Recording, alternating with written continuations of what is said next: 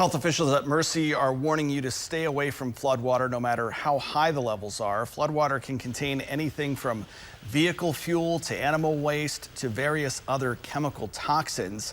Skin and GI infections can happen when playing in and ingesting the water. It's also important to keep your distance because you never know what could be underneath it. You can have things underneath the surface of the water like metal or rocks, debris or holes, manholes. A lot of times it's the things below the surface that we can't see that are going to be the most harmful or put us at the biggest risk. And if you happen to step in a puddle of floodwater and your shoes get soaked, Mercy recommends to wash out any potential cuts you may have on your feet to prevent infection.